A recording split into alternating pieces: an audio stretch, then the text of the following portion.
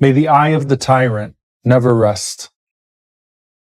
How many times have you tossed and turned at night with helplessness because of cowardly monsters hiding in suits behind bombs? How much sleep do you think is snatched away from the men, women, and children who are relentlessly burned, broken, and tortured by human devils? How many times have you looked at tyrants and wished it was them who lost sleep at night? فَلَا نَامَتْ أَعْيُنُ الْجُبَنَاءِ. May the eye of the coward never rest. These were the words of Khalid radiallahu ta'ala anhu on his deathbed. And while that had a specific worldly context, you may find yourself wishing the same for the cowards of today, or even more than that. And then you might wonder, am I a bad person for wanting to see those who made so many people suffer themselves? Sometimes I want the comfort of knowing that those who were murdered are now comforted, but I also want to see these unaccountable tyrants in this world held accountable there. You're not alone. All of us oscillate between sadness over what's being done to our people and rage at the criminals that are doing it to them. Even the Prophet ﷺ, who was sent as a mercy to the world, sometimes prayed against those who turned it into a genocidal playground. But the thing about the Barzakh is that it speaks to both of those emotions simultaneously, because divine justice is already in motion.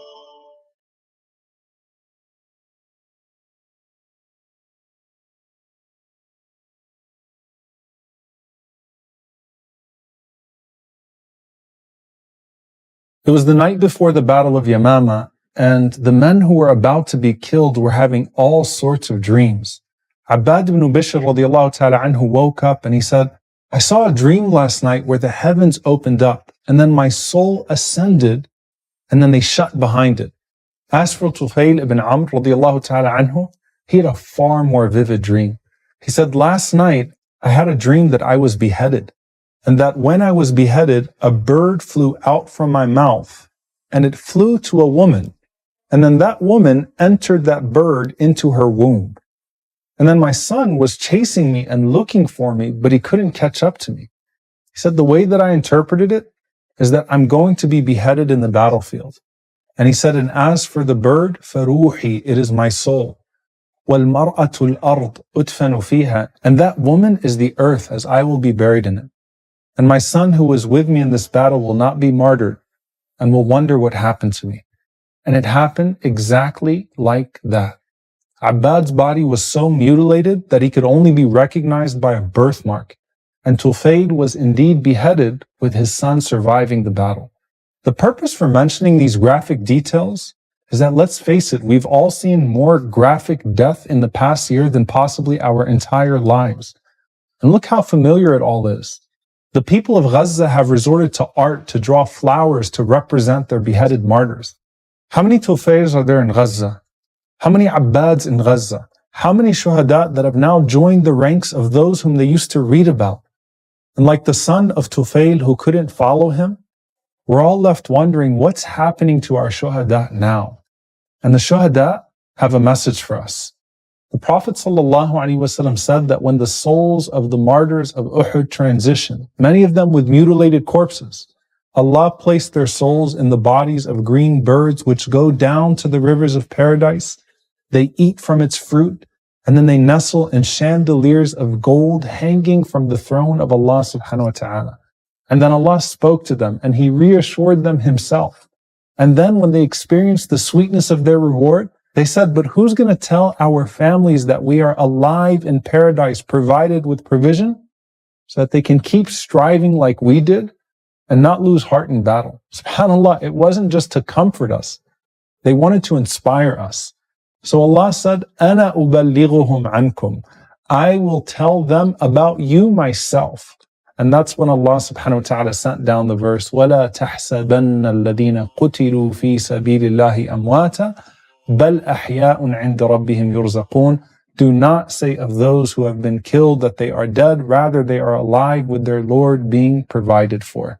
The Shuhada of Uhud and the Shuhada of Gaza want us to know that they're okay, but also that we need to keep going. Because firstly, while they're no longer with us, they're with their Lord. Remember when Asya alayhi salam was being tortured until she was martyred?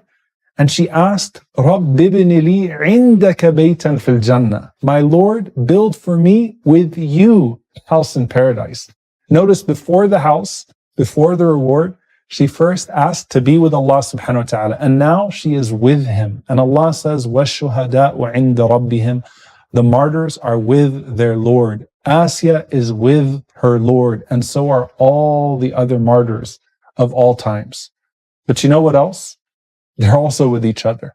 Not just the ones who were killed in the same atrocity, but across generations. Imagine the shuhada from different generations getting to know each other. It's narrated from Abdullah ibn Amr ibn As radiallahu anhuma that he said that the souls of the martyrs are in green birds roaming through. Like visitors, they recognize one another and then they get to know one another as they eat from the fruits of the trees of paradise. Imagine the martyrs from Gaza, free from their open-air prison, now flying beside the martyrs of the Srebrenica genocide. The birds of Uyghurs embracing the birds of the Rohingya in Kashmir. Those who were killed in the Nakba, receiving those who were killed in Palestine now. Imagine the starved souls of Yemen and Sudan now sharing the fruits of the trees of Jannah. Think of the martyrs in Lebanon and Syria, meeting those who were massacred all over Asham in the same place, but 1,000 years earlier. And then think of all of them flying to Sumayya, the first martyr at the time of the Prophet ﷺ. Then sitting with Hamza radiallahu anhu and Ja'far radiallahu anhu and the shuhada from the Sahaba. What's it like for Hamza in Uhud to now meet the many kids named Hamza who were martyred in Gaza? They're called shuhada, witnesses, not only because Allah witnesses their sacrifice, but because they immediately witness Allah's reward upon death. How many times have you seen the images of bodies being ripped to pieces on your screen and thought to yourself, what unbearable, merciless pain must they have gone through?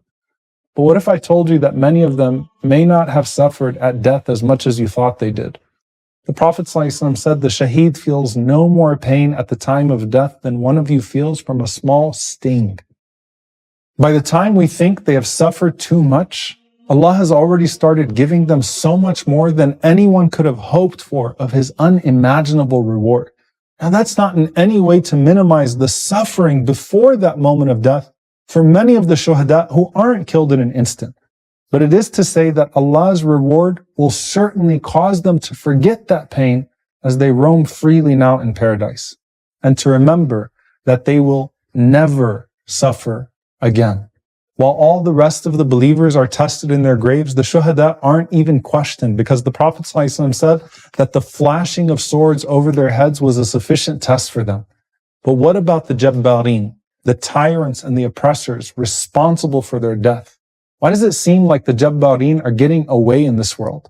Why do the good people always seem to die before their time, while the villains seem to live long, happy lives with the dunya in their grasp? It's actually all part of Allah's plan. He waits to punish them, to ruin them.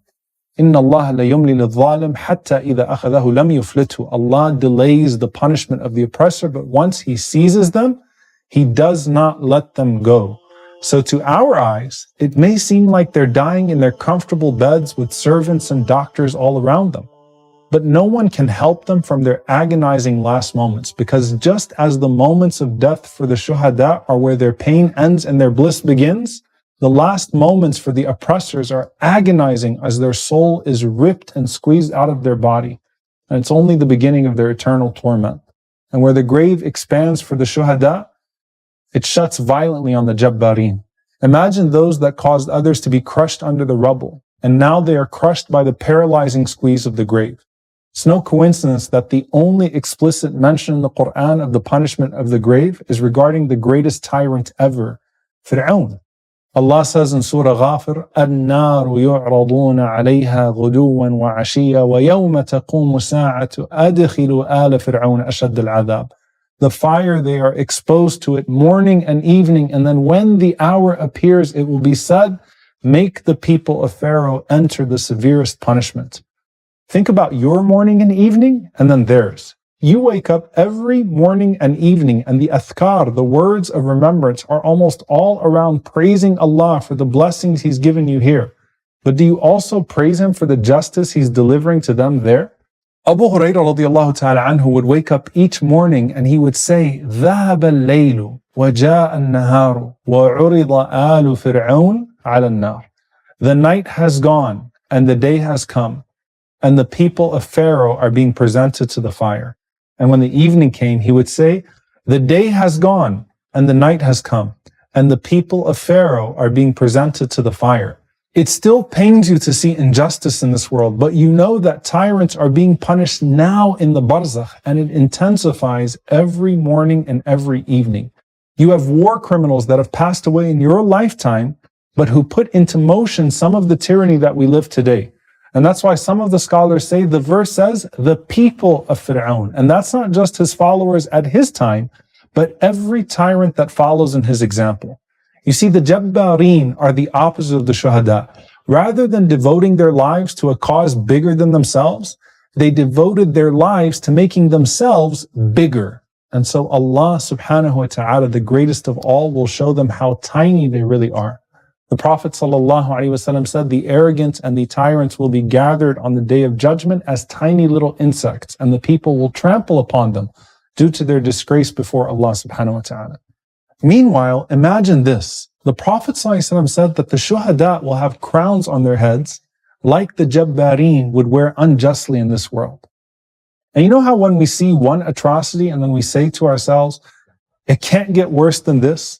And then the tyrants outdo themselves and we say, this is the worst we've seen? The Prophet ﷺ said that while these tyrants are being tortured, they're actually asking Allah to delay the day of judgment because they know that the full experience of hell that awaits them is even worse.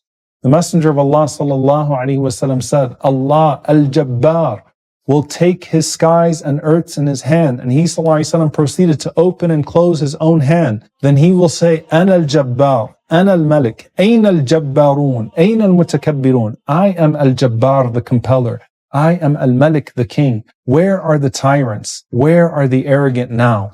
And while the Prophet ﷺ was saying it, he was saying it with such passion that his pulpit was shaking. And some of the Sahaba thought he would fall.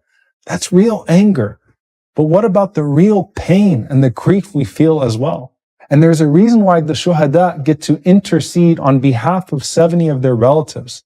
Their relatives who felt the pain of losing them in such a horrendous manner are now going to be honored with entering paradise through their intercession. And subhanAllah, how many of those people on your screen are now Shuhada or from the families of Shuhada? How many people in Gaza don't have a shaheed in their family? It's pretty much every single one of them. So can you imagine how large the Gaza Strip is in Jannah? It's hard for us to imagine when the scene in front of us is so gruesome. But it's even harder to live if you can't. Just like the people in Surah Al-Buruj, how many ditches of fire immediately become gardens of paradise? Think of the hairdresser of the daughter of Fir'aun who was thrown into a pit of fire. Yet the Prophet ﷺ smelled her scent in the highest heavens on the night of Al-Isra wal Mi'raj. And how many tyrants, seemingly enjoying the comfort of their worldly homes, now will burn forever. لَهُمْ عَذَابُ الْحَرِيقِ.